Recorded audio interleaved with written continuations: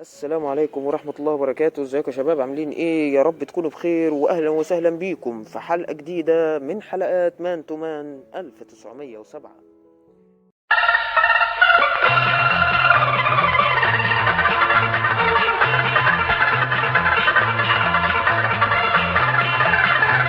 كلامنا النهاردة هيكون عن الليجا الأسبانية، والليجا الأسبانية يعني في معظم الفترات كانت ذات شعار ثابت.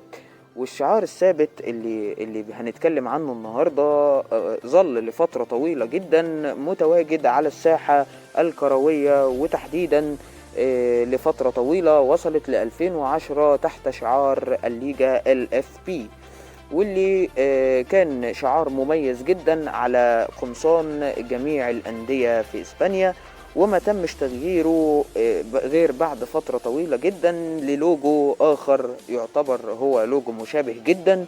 وكانت تغييرات طفيفة جدا على اللوجو لما تم تغيير الراعي الخاص بالليجا، وكان الشعار بالشكل اللي حضراتكم شايفينه قدامكم، وكان شعار متميز برضو بنفس الألوان وبنفس الشعار الكورة بتتوسط هذه الألوان.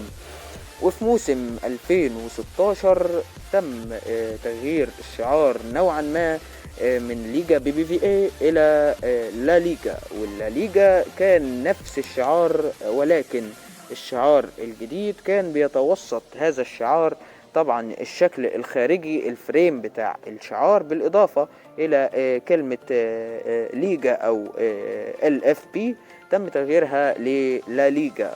وكان الشعار ده مستمر حتى الموسم الماضي، لحد ما قررت رابطة المحترفين وكمان الاتحاد الأسباني تغيير شعار الليجا. والتغيير هذه المرة كان مغاير تماما للشكل المتعارف عليه لشعار الليجا، واللي رغم التغييرات اللي طرأت عليه خلال السنين اللي فاتت، ولكن في النهاية كان الشعار ثابت ومعروف بألوانه. لكن هذه المرة الموضوع اختلف تماما. الموضوع وصل لتغيير جذري في شكل شعار الليجا، واللي هنشوفه قدام حضراتكم دلوقتي التغيير إلى هذا الشعار. وبالفعل تم اعتماده علشان يكون الليجا الأسبانية في الموسم الجديد 2023-2024 بالشكل اللي حضراتكم شايفينه ده، وهو الشعار الحالي للدوري الأسباني. بس كده، ودي تكون كل حاجة معانا النهاردة. ما تنسوش تشتركوا في القناة وتفعلوا زر الجرس علشان يوصل لكم كل جديد. وشكرا جدا، والسلام عليكم ورحمة الله وبركاته.